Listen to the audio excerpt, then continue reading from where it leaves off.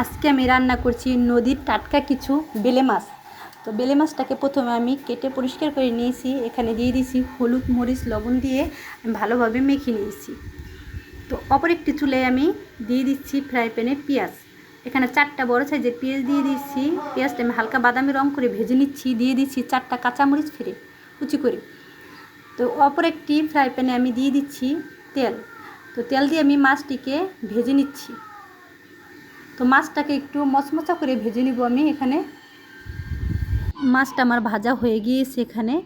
তো ওইদিকে পেঁয়াজটাও আমার ভাজা হয়ে গিয়েছে। দিয়ে দিচ্ছি আদা রসুন বাটা, হলুদের ফাঁকি, মরিচের ফাঁকি।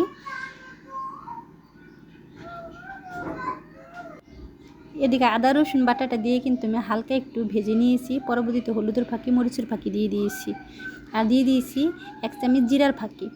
আর এখানে দিয়ে দিচ্ছি আমি একটা টমেটো ব্লেন্ডার করে রেখেছিলাম, ওই টমেটোটা আমি এখানে দিয়ে দিয়েছি। এখানে মশলাটাকে আমি ভালোভাবে একটু কষিয়ে নিচ্ছি যাতে হলুদ মরিচের গন্ধটা না থাকে। আর ঝোলের জন্য দিয়ে দিচ্ছি পরিমাণ মতো পানি। তো এখানে আমি বেশি একটা পানি দিব না ঝোলের জন্য, যেহেতু আমি বেলে মাছটা ভুনা ভুনা করে নিব। তো এদিকে পানিটা যদি আমার বলক এসে পড়ে তাহলে আমি দিয়ে দিব মাছ। তো এখানে আমার ঝোলটা ফুটে গিয়েছে। তো এখন দিয়ে দিচ্ছি আমি ভেজে রাখা বেলে মাছ।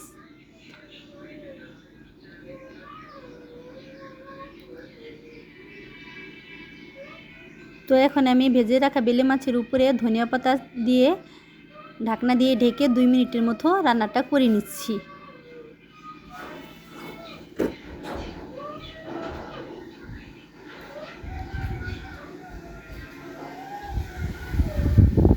তো 2 মিনিট পরে আমি আবারও ফিরে আসছি, ঢাকনাটা আমি তুলে নিচ্ছি। তো এখানে কিন্তু আমার বেলে মাছটা রান্না হয়ে গিয়েছে, সুন্দরভাবে ভুনা ভুনা হয়েছে।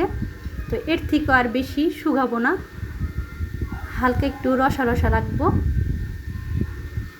বেলে মাছটা আমি এভাবেই করে নিয়েছি।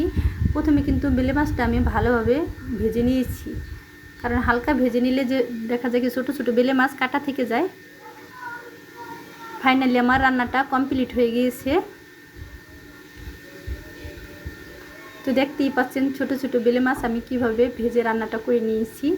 তো এভাবে আশা করি আপনারা ট্রাই করে দেখতে পারেন, খুবই ভালো লাগবে। আর সাথে করে নিয়েছি আমি ডিম ভুনা। ডিম ভুনাটা আমি ভুনা ভুনাই করে নিয়েছি আজকে।